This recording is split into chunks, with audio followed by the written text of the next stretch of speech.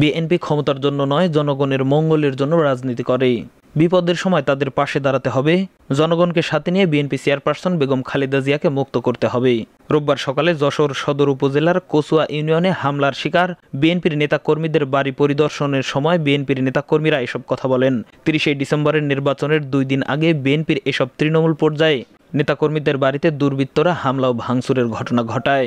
বিএনপির vice chairman Mohammad Shahjahan, Khulna বিভাগের সহ সাংগঠনিক সম্পাদক অনিন্দ ইসলাম অমিত ও কেন্দ্রীয় কমিটির শিক্ষা বিষয়ক সম্পাদক উবায়দ ইসলাম সহ স্থানীয় নেতৃবৃন্দ উপস্থিত ছিলেন।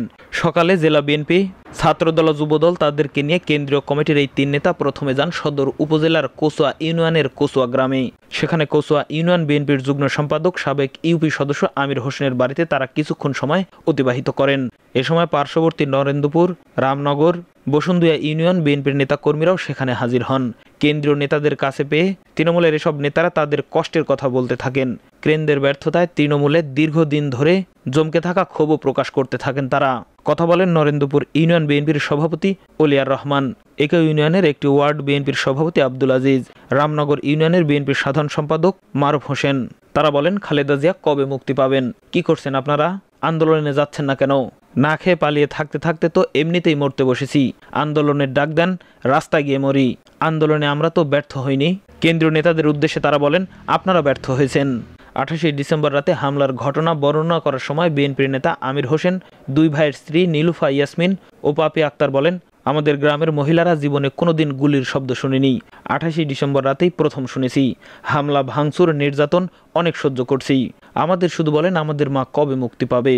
এখান থেকে কেন্দ্রীয় নেতারা একই গ্রামে বিএনপির নেতা আব্দুর রাজ্জাক খানের বাড়ি ও পরে লেবুতলা ইউনিয়নের এনায়েতপুর গ্রামের দাউদ হোসেনের বাড়িতে যান। এই 2 নেতার বাড়িতে ভাঙচুরের স্থানগুলো পরিদর্শন এবং বাড়ির সদস্যদের সাথে কথা বলেন কেন্দ্রীয় নেতারা। পরে বিকেলে জেলা বিএনপির কার্যালয়ে এক মত বিনিময় সভা অনুষ্ঠিত হয়। সভায় থানা, পৌর ও জেলা পর্যায়ের নেতৃবৃন্দ উপস্থিত ছিলেন। এ সময় নেতারা বলেন, আন্দোলনের ডাক দেন, রাস্তায় গিয়ে মরি, ঘরে বসে আর মরতে চাই না। সভা বিশেষ অতিথির বক্তব্যে কেন্দ্রীয় কমিটির শিক্ষা বিষয়ক সম্পাদক ওবায়দুল ইসলাম বলেন, বিএনপি ক্ষমতার জন্য নয়, জনগণের মঙ্গলের জন্য রাজনীতি করে। বিপদের সময় তাদের পাশে দাঁড়াতে হবে।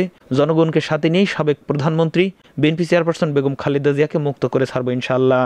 বিএনপির ভাইস চেয়ারম্যান মোহাম্মদ শাহজাহান বলেন, তৃণমূল নেতাকর্মীদের সাথে আমরা কথা বললাম, তারা অনেক কিছুই বলেছেন।